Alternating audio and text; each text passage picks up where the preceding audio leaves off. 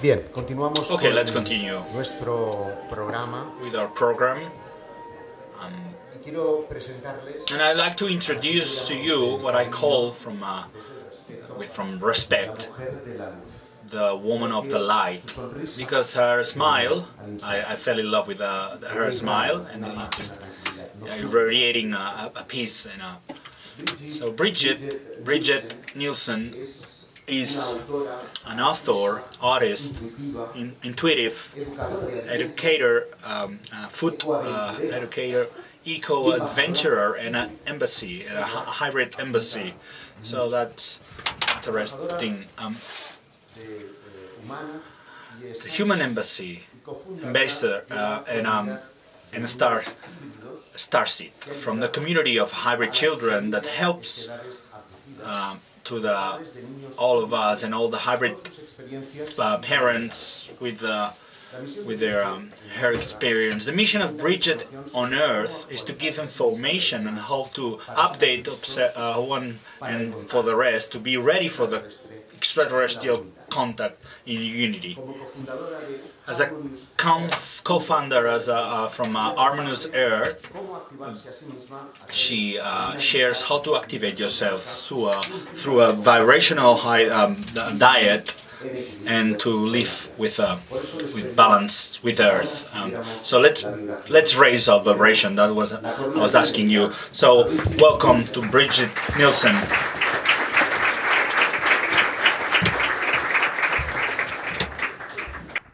Hola. Hi, everyone. Okay, I'm excited. To begin, before I start my presentation, I want to connect in with the magic of the day, because today is the fall equinox. It is the day of harvest. Our ancestors would have created massive sacred sites like the pyramids and like Angkor Wat to bring in and celebrate the frequencies of days like this.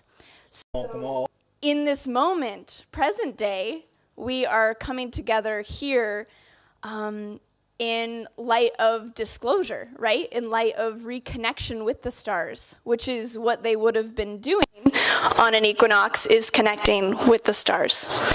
And it's the fall equinox. And the fall equinox is connected to the harvest. It's what we are reaping from our year. And if this is any sign of what we're getting from this year, and all of you being present, it's very special. So I wanted to take a few minutes to honor that, as well as honor the fact that we're in Montserrat, which is a sacred site, a very special place. And we've come to... Increíble y muy especial. Todos venimos como un colectivo, en unidad, para levantar esta vibración. Disclosure. So in that, in honor of that, I want to tap in. Another thing is I'm standing in front of the podium because one of the things that I want to be doing during the transmission of my presentation is to emanate frequency. So many of the amazing presentations of a lot of you have been sharing are just like mind-blowing, and you guys walk out of here and you're like, it's so much to take in. And so I want to create an opening in your vessel to process the energies that are coming through from all of this massive information. So first and foremost, we're going to actually start patting and touching our bodies. We're going to get back into our bodies, because a lot of this can be in our minds, in our heads, and so to just bring us back in the body. So just start touching your legs, start touching your arms.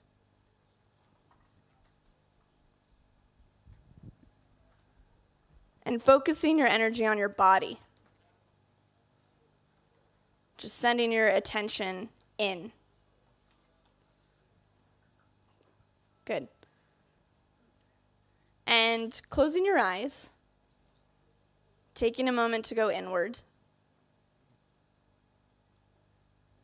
And taking a deep breath in through your nose. And out through the mouth. and in through the nose. And out through the mouth. Last one, in through the nose. And out through the mouth.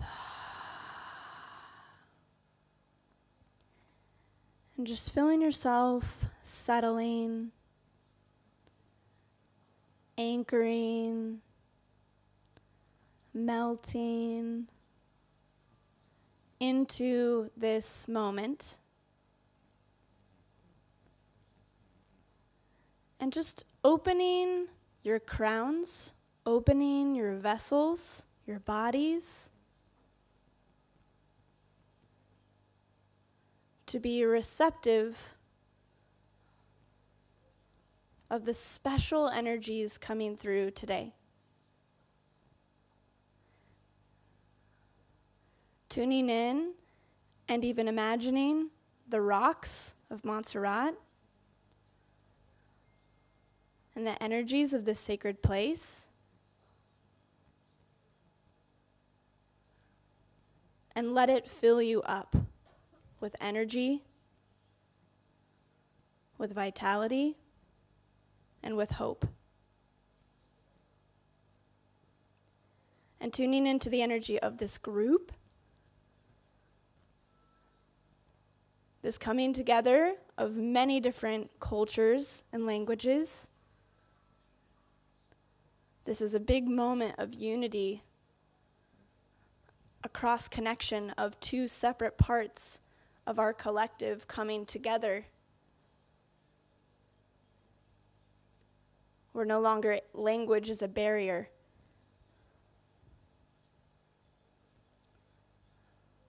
The compartmentalization that Corey was talking about yesterday is no longer in this room, at least with us, people of Earth. We've bridged that gap today.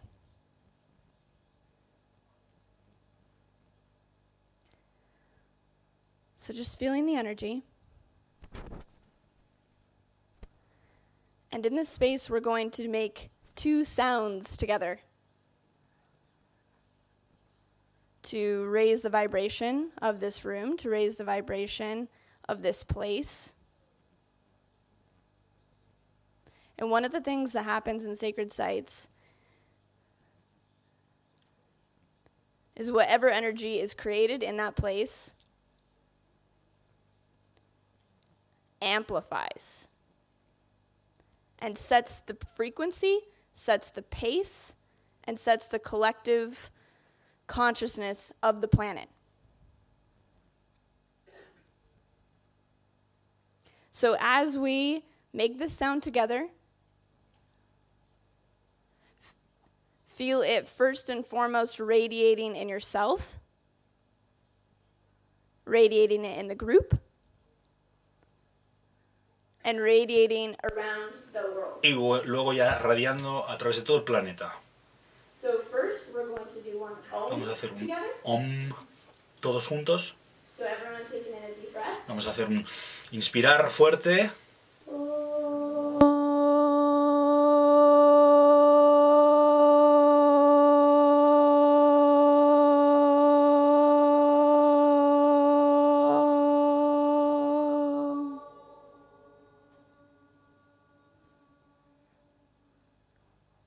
Good. Feeling it. And secondly, we're going to do an ah, which is the sound of the heart. Because we want to connect the mind and the heart. All of this information and the frequency of its transmission. So taking in a deep breath together.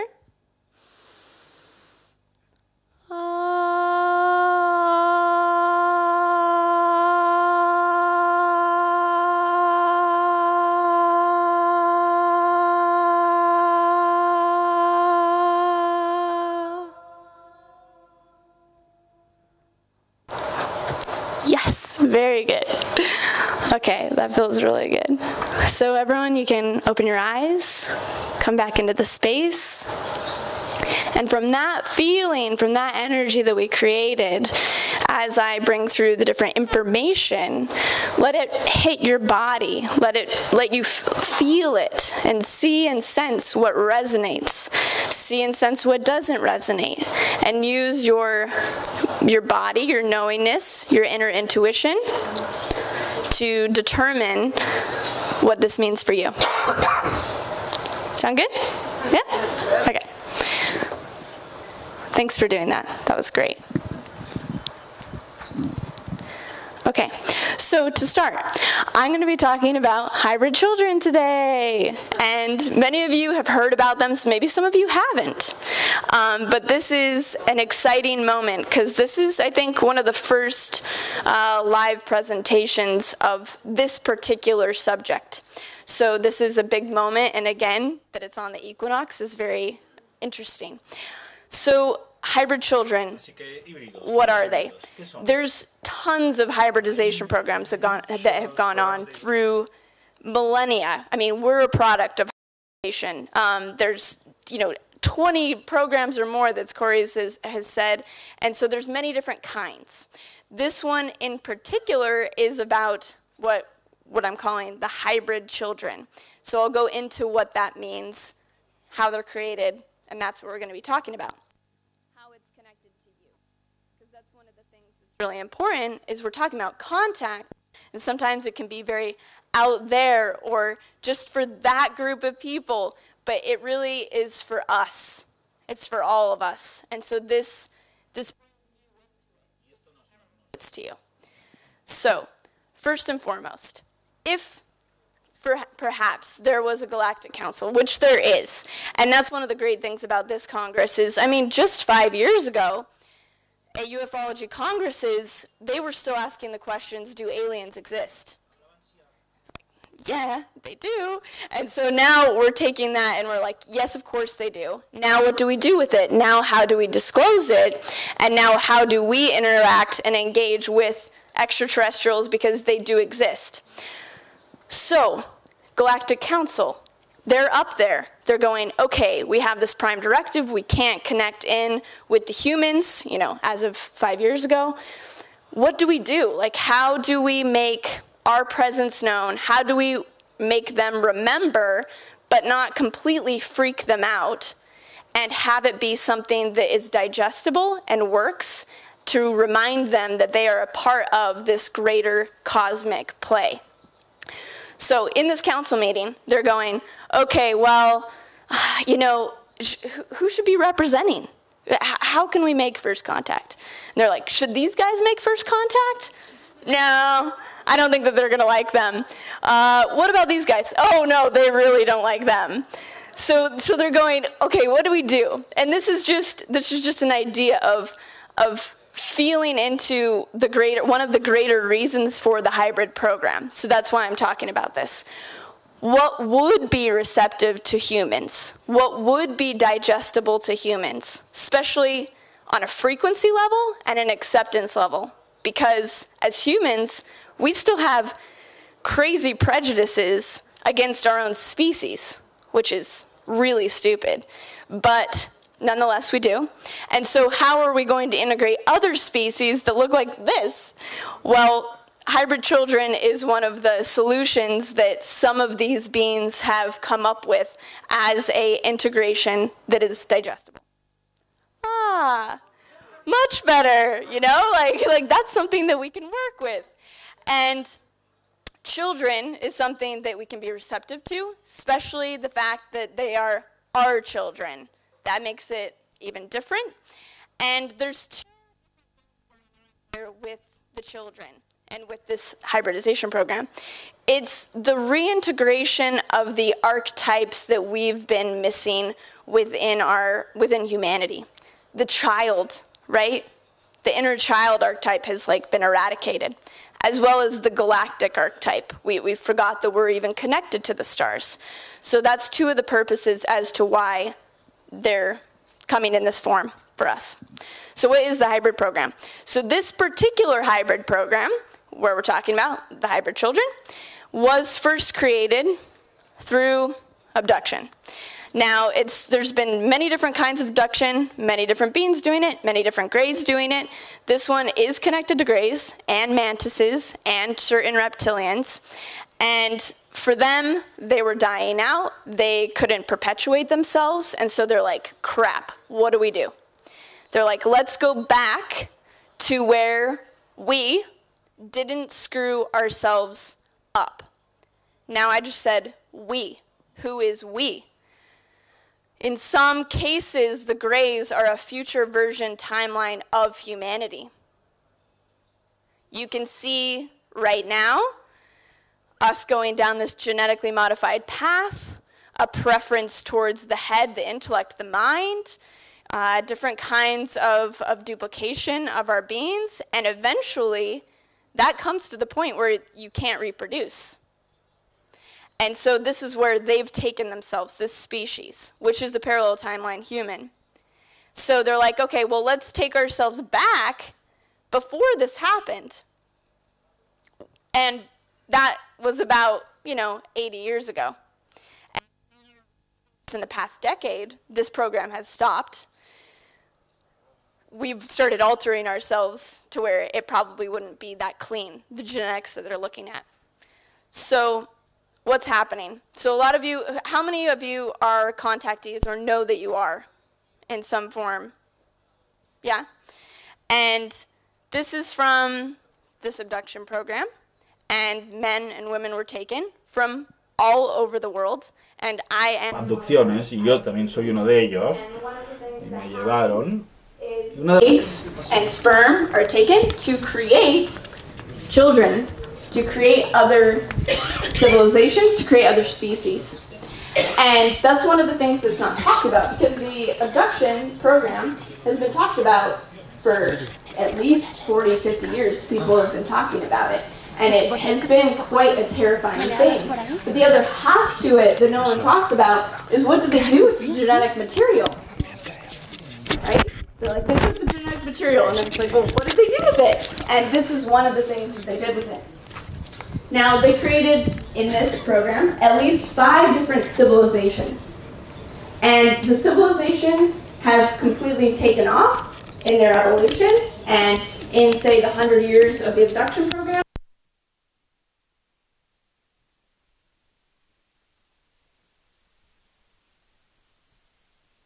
our children that were created from our genetics are actually coming back to help us now. So that's really neat in this awakening process. But there was a particular group of children who were kept from that evolution to come back and be re-assimilated with Earth. And that is the hybrid children. So it would be that these kids were created, as you can see, like from actual human mothers. And the human mothers would be pregnant, and it could be 2 weeks, it could be months on the ship or on Earth. There's been tons of cases, and we'll go over that in a second, of this happening. Okay, so how are they created? There's a mix of, so they're taking the human genetics, which have many different extraterrestrial strains in it, and they're taking those particular strains, and they're creating what they want with that and mixing it with alien genetics. So it would be human and alien, but we have alien within us. And certain kids can be created just with, like, say I'm a woman, I wouldn't need a man as well and then an alien. It could just be created just from my genetics. And they can be spliced in very many different ways, to where there could be 10 parents involved in the creation of this particular being, or there could just be one. And this is parents, meaning fathers and mothers, so men and women are included in this. What is the purpose? This is the most interesting part to me, because the genetic programs, the hybridization, the stuff on the ship, not all of it was pretty at all. And I have lots of memories that weren't pretty. Most of them were more positive for me, because I came in to this planet understanding this greater cosmic playout. It was one of the things that I was allowed to remember, was my connections. And okay, you got to do this. It's going to be weird, but it's one of the ways that we're going to help humanity remember that they are connected to the stars. So the purpose in the hybrid children is it's a step-up program. It's a step-up frequency program. So how many of you guys have heard of, say, like indigo children, right? Crystal kids. Yeah. Okay. So over this past 100 years, over the generations, they're taking different genetic lineages, whatever has that particular extraterrestrial nuance that they're looking for, and they alter those fetuses energetically or physically over the generations. So my grandma, for instance, was taken, my dad was taken, I was taken. And over the generations, as they're altering, one of the things that they're doing is they're stepping up the frequency, they're stepping up the genetics. Because if all of a sudden you had my grandma Kenna Faye, and then you had like me, and you didn't step up my dad, like the frequency would be just like so different, it wouldn't have a place to land. These kids coming in now, the ones being born, the little babies, they are so bright, they are so aware. I mean, if you've been around any of them, they totally know what's going on. But if I didn't get stepped up, and you guys didn't get stepped up, that would be weird, right? They would have no place in our culture and society. So it had to be one of those things that happened over time so that it wasn't just like this glowing light being baby with giant eyes or something. So it's been a process. So in that step-up program, one of the things that's happening is now the kid's being born. So my brother had a baby, so my little nephew, brightest kid, he's playing like chess at age 3. Like he's just super aware. He knows everything that's going on. He, in that way, is the closest that he could be, one codon away actually, from the hybrid kids. So these kids that were created on the ships, they're almost the same as the kids being born today, these star children being born. The difference is environment.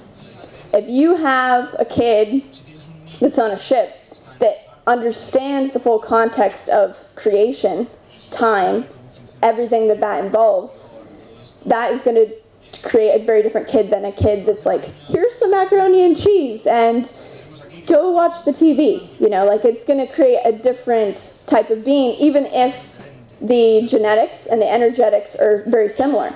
So the kids being born are one step away from the hybrids that will come down. Why is this? One of the things is because if we are to meet extraterrestrials and they're all of a sudden supposed to be face-to-face with us, many that have had that happen go into psychic shock, can't remember it, and they just can't handle it. So the hybrid kids are a way of first contact to where you can digest it. The frequency is not too high to where you just go into psychic shock. All the stuff that hasn't been worked through in your psychology and your emotions and stuff doesn't fry you. It's just enough for you to be able to handle and digest. So it's a form. One of their purposes is first contact. Okay, so this is actually a very similar scene to what I remember. I was taken up when I was a kid, so like 3, 5 years old, and I would be in these groups of, you can kind of see like the little human kids, and then these hybrid kids, and we would play these energy games. We'd throw like chi balls at each other, we'd levitate, like do all this kind of stuff. I gotta remember how to do that, because I've forgotten, but we'd be playing these energy games and be learning what we needed to do to help humanity.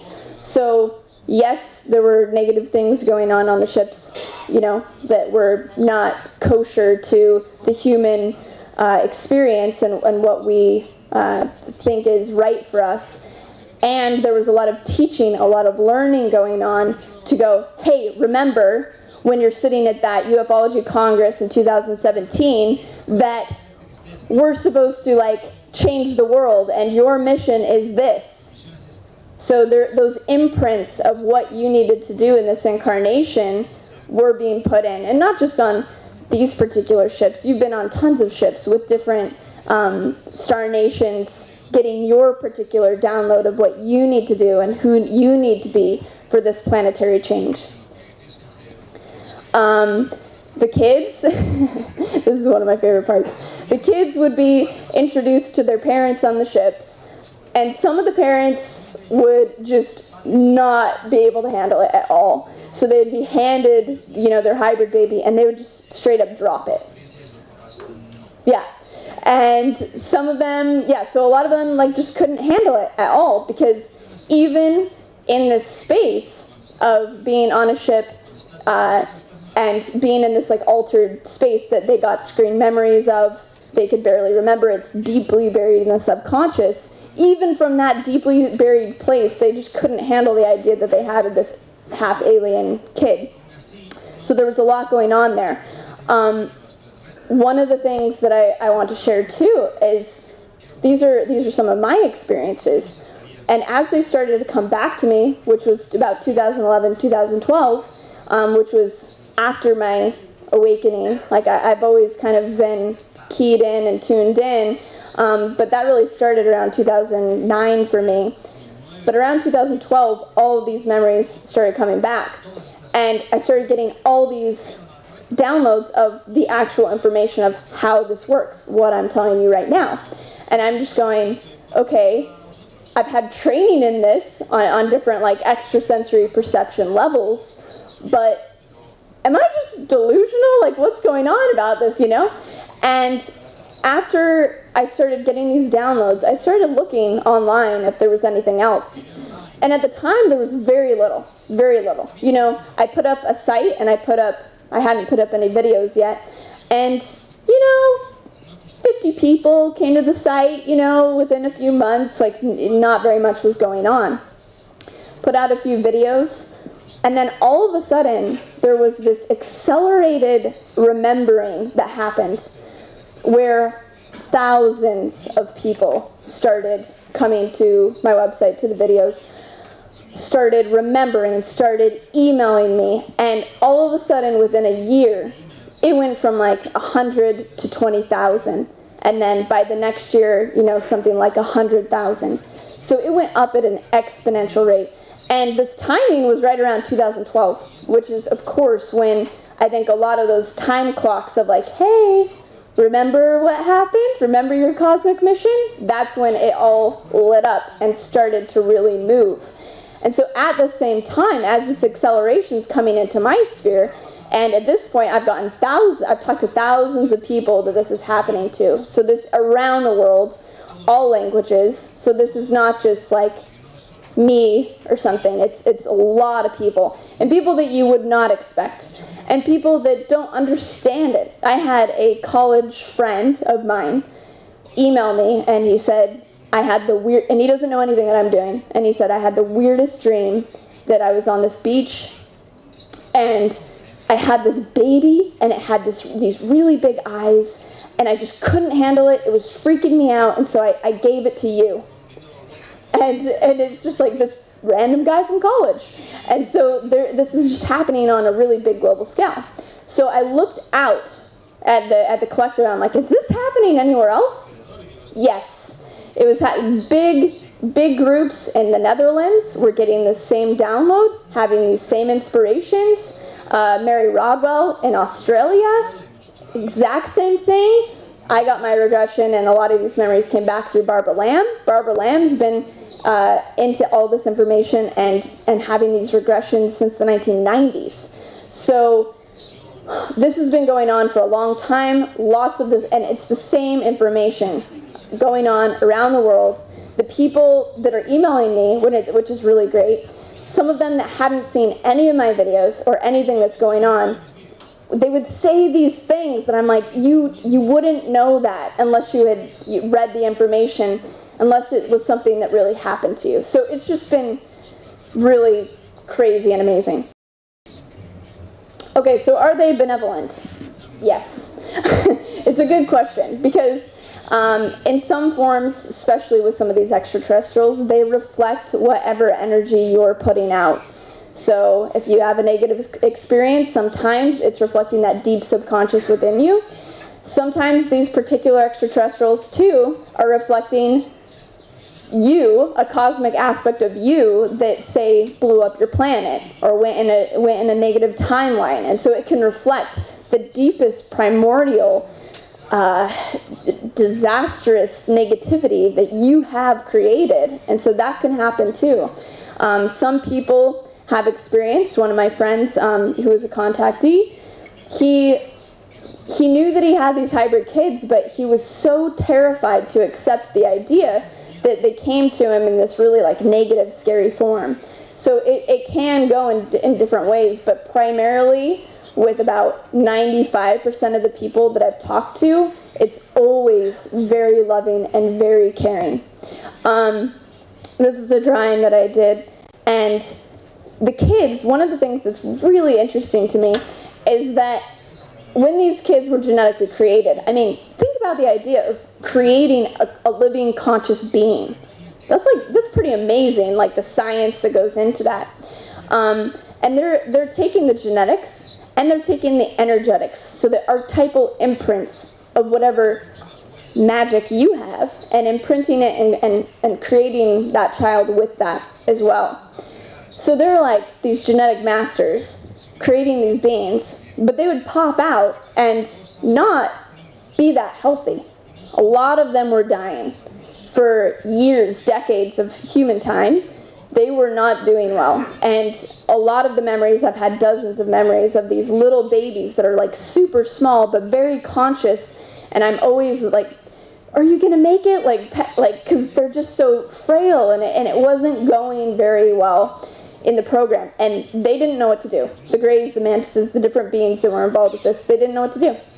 And so what happened were that some of these parents, particularly the mothers on the ships, amongst the being abducted, having all this crazy stuff happen to you, somehow found a place of love within them. They dug in there and were like, okay, I can love this baby. And when this happened, everything changed. The babies started thriving. The babies started, like, kept living and actually grew stronger and went in this positive direction from love. So it really altered the program, because the Greys and the different beings in charge were like, oh, we have to use emotion, we have to use love as an ingredient for the actual physical vessel of this being to go on, which is amazing. And so it's just to show that there's something exquisitely beautiful about the capacity of human love and human emotion that we need as a species, but even as we go into the stars, it has its place. Love has its place beyond this plane, which is profound. So that's the love and the nurture between a mom and a baby. What do they look like? Okay, so the first ones that will come, and I'll talk about that in a minute, look more human. So they would just have bigger eyes. And these kids coming in right now through mothers physically, I mean, they look pretty alien sometimes. You know, they look quite different, and their eyes are just like glowing star beams. So it's more like that. As contact and as we acclimate to this different kind of energy and different kind of looks, because looks are so important to us as a species, then they will become more alien looking. Where do they live? They live right now on spaceships, particularly the spaceships of the different hybrid civilizations created that continued in their evolution. This is a Shalaniya ship, part of the Aiel civilization, which is a hybrid race, and they are the ones that did the Phoenix Lights over Arizona in 1997, one of the biggest mass sightings. And they've continued to show themselves in Arizona. There's Dimensional Gate opening from Sedona, and a lot of ships, as you know, a lot of activities going on there, and so they are on those ships waiting. So they're now with these different hybrid civilizations, different star nations, kind of like awaiting to come. They're figuring out, these kids are learning the ways of humans. They're like, they eat what? Like, they do what? You know, they're figuring us out. so that they can fit in to a certain degree, even though that they won't fit in, they're going to be different. Okay, so physical assimilation, which is the most interesting to me. Okay, so if an alien was to land and first contact happens, at this moment in our collective, you know, say a hybrid children, your kid arrives and you're like, oh, my kid, my child, and you're like, I'm so excited to see you, like, you're such a higher dimensional being. And then you're like, okay, well, I have to go to work, so you can sit at the table in the square room and there's like some food and a TV, or I can take you to a school and you can sit in like a box all day. Does that sound good? They're not going to be into that. That's not what they're about. So the way that we're living as humanity right now doesn't fit with what's happening in the stars. The consciousness, which is reflected in our daily lives and how we exist as cultures, is too low. It's too low of a vibration for us to merge, to connect. And it's too low of a vibration for us. We're like stepping up, like all of our cells are activating, our genetics are activating, and we're in these old structures in so many different forms, whether that's economic, physical structures, food, all these different things. So one of the things that's critically important for this assimilation is for us to shift the whole cultural and physical paradigm that we're existing in. Now, this doesn't need to happen to all of the world. This just needs to happen to select pockets of the world so that the 100th monkey can occur. So I'll talk about that. So the idea is like we're sitting here in Montserrat, which is a sacred site. If all of us in this room were able to fully connect and have physical contact and do some of these other things I'm going to be talking about, that's enough of a consciousness shift just in this room, beaming out of this sacred site, to have and to start altering the collective consciousness for other humans to be ready so that they can handle it. So it's like part of humanity, you guys, and different people that are awake enough, that have gone through their stuff enough, can be ready for this first contact assimilation. So the first contact assimilation will happen in the different sacred sites, because the thing is too, is it's like, are the kids going to come to like New York City and just like hang out in New York City? It's like, no, they're not going to. They need to be in a frequency vibration, a land frequency vibration, a dimensional gate vibration that is balanced with their frequency. It's equal to their frequency. And another thing too in these sacred sites is the collective consciousness is at a 0 point. There's no conditioning that's happening. And so it makes it really available for something new to be born. Whereas if you go to some city, there's going to be a collective consciousness that's pretty ingrained that doesn't have that capacity for that spaciousness. So the sacred sites are like free zones for them to come to.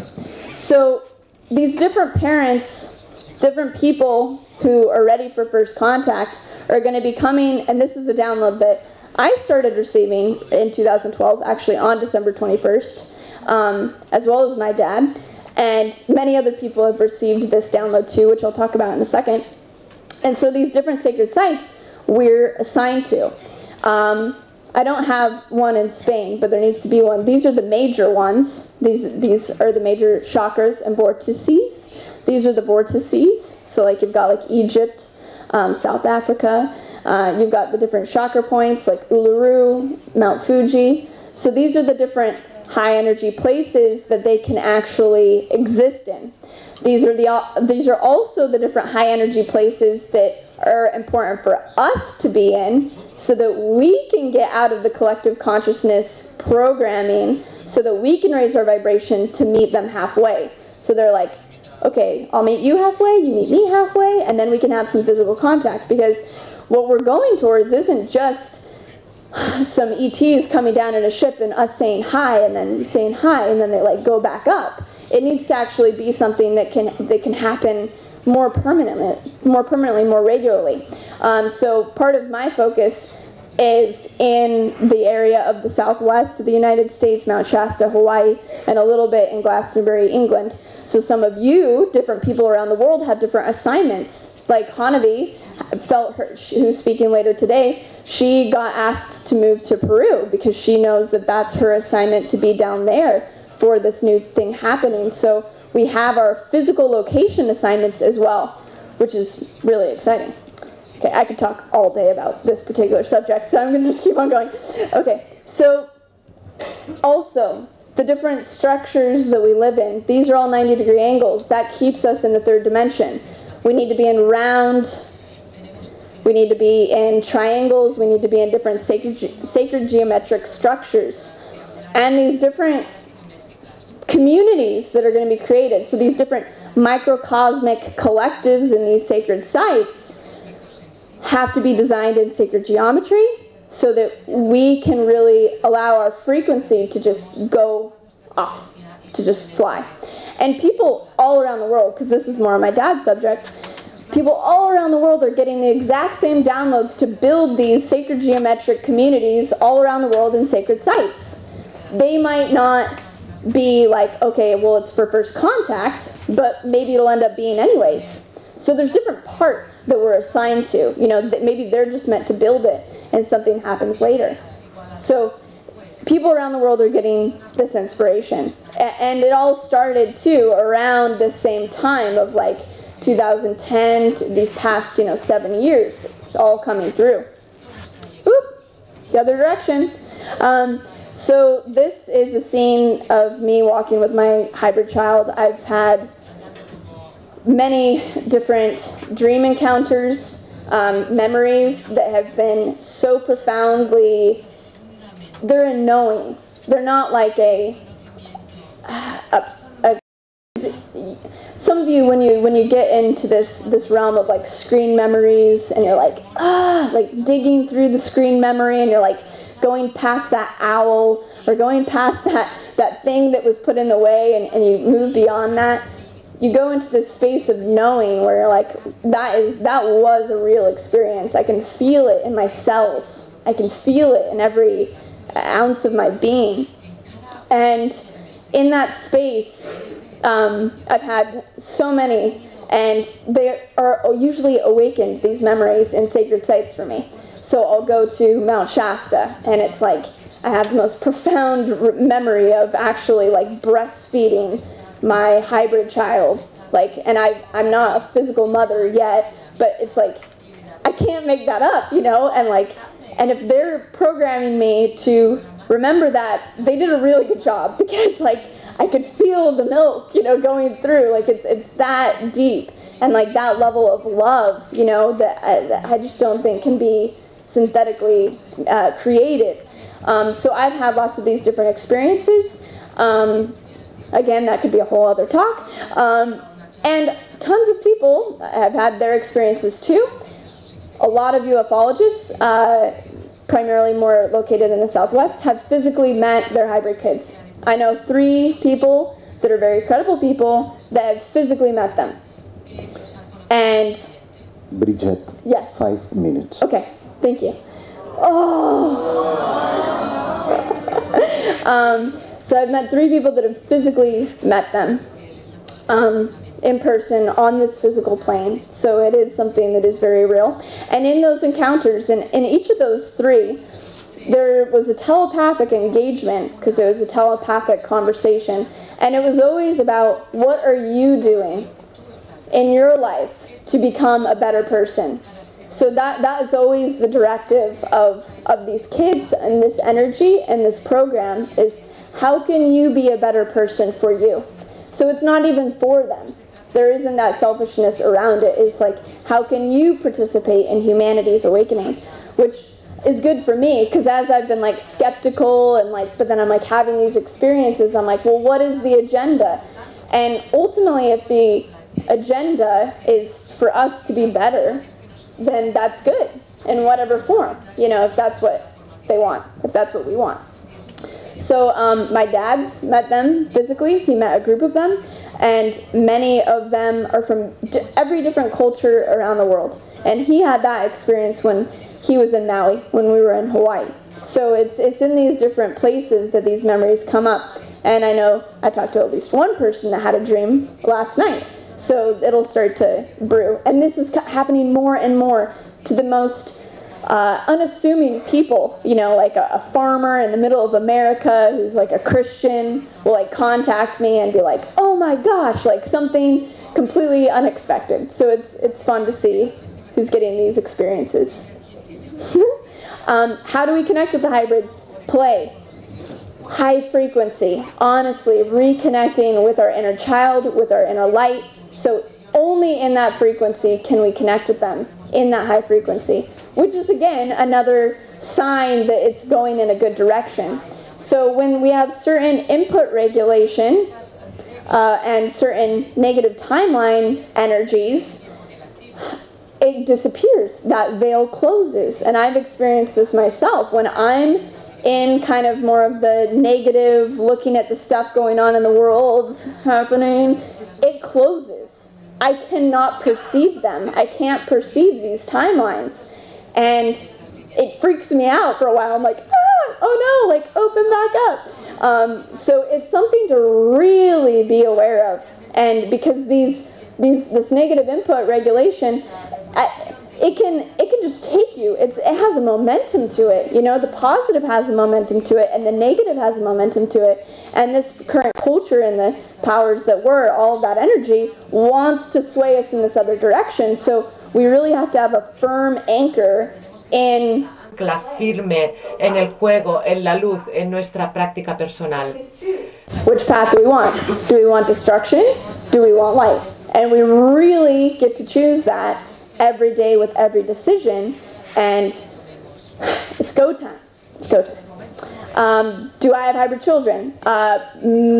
If you're into this kind of stuff, if you have abduction memories, if you have contact memories, it's very likely. So just, again, that's why I, from the beginning, have been talking about tuning into your body, really getting in connection with your heart, and really getting into a balanced place so that you can perceive if that is true or not. And the answer will come in the form of complete knowing and an overwhelming energy of probably emotion.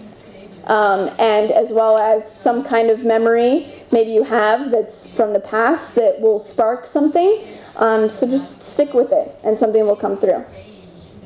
I'm watching you, I'm like, ah! Okay, I'm almost done.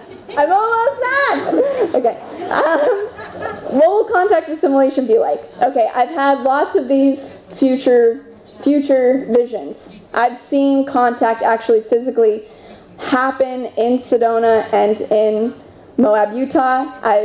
Because some beings sent me like crazy amounts of DMT during this meditation into my brain, and it just like blew open, and I just like saw what's going to happen in the future and how it feels, how it looks, as well as the hybrids coming down, and in that living experience it's like a living dream. It's like you're living in a dream.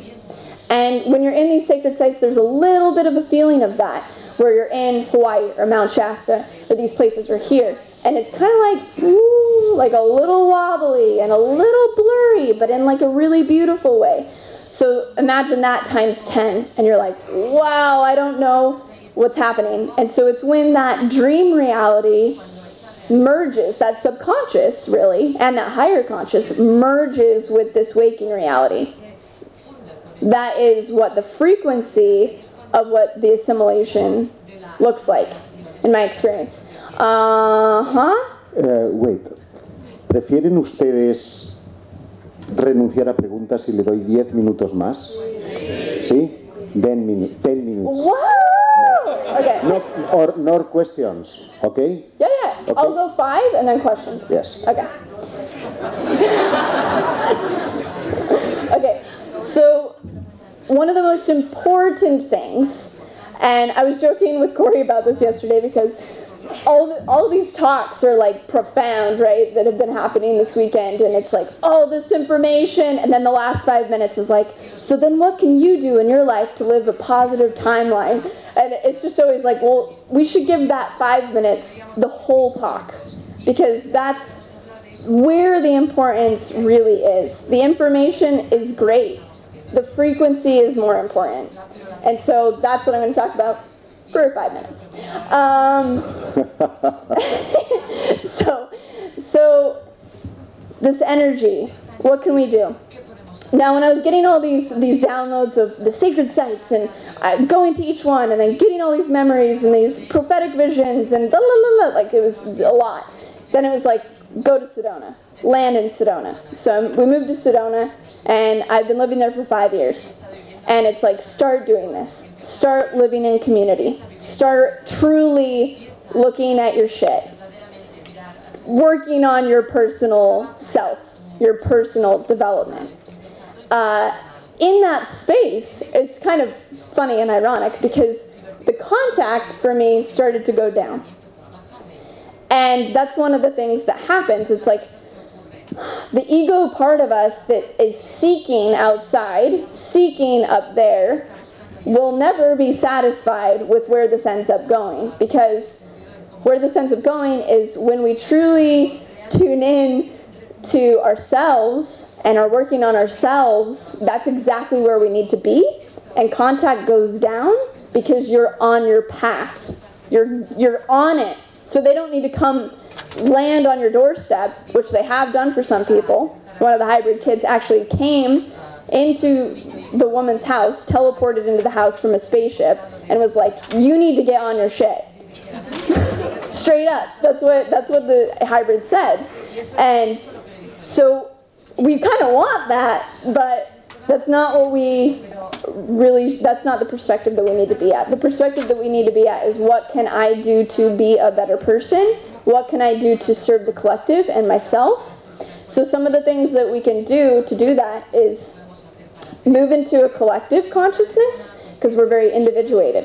So in some way, connect as a community, because they're a collective and we need to be a collective. But not an unconscious collective, but a truly conscious collective that comes together. So living in community is one way to do that, because that brings up all of your stuff and you get to look at it and work through things much more quickly. Being in sacred sites, being in high vibrational places, that does it. High vibrational food, huge. That's huge. Moved to Sedona, boom, that was all that was important for years. For the first few years was get very clear about a high vibrational diet and what you are intaking into your body. Organic, living food, and really clean, beautiful water in glass. Yeah, go find springs and like drink that. That will change everything. You want some contact experiences, you want some memories? Drink clean spring water, sacred spring water, and eat clean food, and it'll start to come back. So the food is a huge thing. Meditation, silence, presence, like we were talking about, getting into that space. Because in this field, you're going to need all of that to be able to handle these different frequencies. A huge one is truly living your mission purpose, your excitement, what you came to Earth to do, what you came to Earth to give. Huge. Because, say when these hybrid kids come, or whatever else happens, you can't like be going to a job. You've got to be like contributing your gifts to humanity. So that's huge. And when you align with that, the contact will start coming through too. It's funny because it seems like the things that you don't want to do, you know, like you have this, say, a relationship that isn't working, or this communication that you just don't want to talk about, and you finally do it. You go through that threshold and you actually share your authenticity and cleanly go in the direction of a positive timeline. Boom, you'll be rewarded. So at the beginning, you will be rewarded with some of these memories, but once you truly get on the path, you don't need them because you're in a knowing state, and you step into the actual cosmic being, cosmic bloom that you are. So you don't necessarily need to have any extraterrestrial land because you realize that you are one. And you realize that you are infinity. And that's ultimately what it all is about anyways. So the idea is not like, oh, yes, a new thing, hybrid children, and like to connect with them in that way, or any other galactic thing that comes through. In a way, it doesn't matter. And if you're connecting with certain beings that have your best interest at mind, at heart, that's what they will share.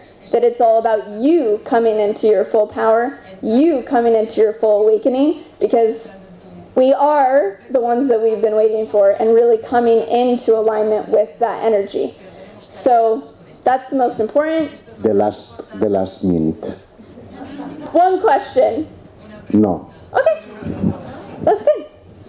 You can ask me a question over here. One question, okay? Give me one smile. Okay, one question. Ali, si podemos acercar el micrófono, por favor. Vamos, tengo tanta luz. Prevent them from maladapting to the darkness on this planet? That's a good question. Really good question. The most important thing that we can do is get ourselves in order, because these kids, these star children, these hybrid children that are coming, they're so, I mean, we're empathic. They're hyper empathic. They just take on like whatever crap we've got going on. So it's really when we get ourselves in order and when we start moving ourselves in these directions and changing our lifestyles, moving into these high vibrational places, food, culture, love, expression, communication, when we're living that as adults for them, they will have their garden that they can truly like grow in and bloom. So it's really about us holding and creating a space for them to do what they do, and then they will do it. So giving them that space. I have good news for you. 5 minutes more. And another smile. This is a fun game. Okay. Time just keeps expanding. Hi, Bridget. Hi. First of all, just wanted to say thanks. You've played a significant role in my ascension process. Thank you very much. You're welcome. But really the big question I've been wanting to ask, and also to Corey and Laura and everybody, is when? When should we expect to see more of this happen, manifest? Yeah. The when is always determined by us. It's like, how quickly can we truly just start going in this direction? So for me, I can have perceived, like I have perceived timelines, perceived timing of when it will happen, but I'm not going to say that out loud, because I feel like we truly determine that. And if we like got on it today and we start moved in this direction, it'll happen really fast. And to me, it's at least like these hybrid children and this first contact phase, it in ways needs to happen before open contact, because it's what makes the collective consciousness receptive for first contact. So it'll happen before then. So it's just a matter of when you start doing it, it'll happen. You know? The next I know question? it's super exciting, like, but yeah. Yeah. Yeah, unconditional, no expectations. You know, Spanish? I got half of that. I got half. So if you like... Podéis acercarle un... O posa-te aquí al costat, serà més fàcil, com fa el Helios. Un aplauso para Esther, que es nuestra traductora, y para Helios, que está en cabina. She speaks off. Well, I didn't fully understand the question. It's okay, she will start again. ¿Verdad que vas a empezar de nuevo? Sí, sí, no hay problema. Okay, por favor. Okay. Bueno, cuando yo tenía 7 años, nace una prima mía. Cousin of hers. Yeah. Mis padres me llevan a ver a mi prima recién nacida y a mí me llama la atención que el bebé no abre los ojos. Entonces yo le pregunto a mi madre que por qué no abre los ojos. Y mi madre me explica que los bebés hasta que no pasan 15 días no abren los ojos.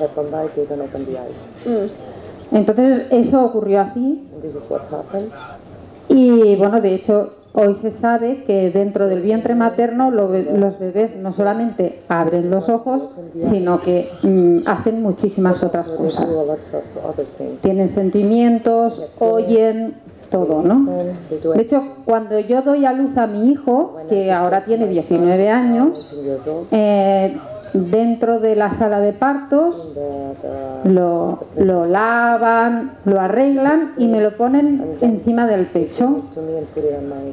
Una enfermera detrás de mí,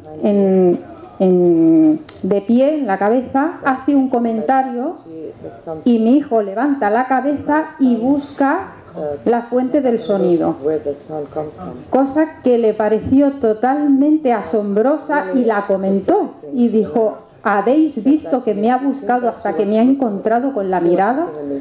Entonces mi pregunta es, yo tengo muy claro que la raza humana está teniendo una evolución muy rápida, porque desde que yo tenía 7 años hasta este acontecimiento de hace 19 años realmente ha pasado muy poco tiempo.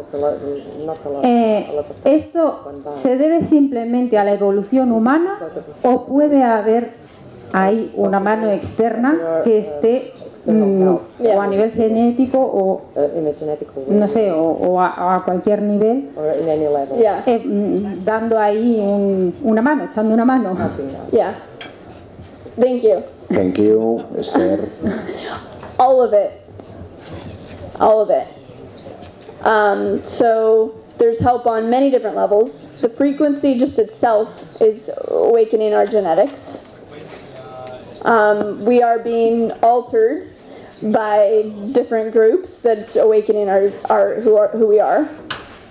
As well as there are different groups of beings, such as like the Arcturians, who are allowing certain levels of light to come through into the incarnational being, so they dictate how much light can come into a being, not too much, or else that being won't want to be on Earth and might like go towards the suicidal route. So there's a lot of help coming in on lots of different levels, and I know exactly what you're talking about. Is the kids, just even like 10 years ago, it's like they're like drunk and delusional and they like can't quite see what's going on, and now they're just out of the gate like staring at you and very aware of what's going on, so you can see the changes. And it's really just a matter of like the kids got it, the kids are ready to go. The adults that are holding the space, we got to get our stuff together to really hold space and create a world that in a way they guide us to. Bridget, Nielsen, un fuerte aplauso, por favor. Préstenme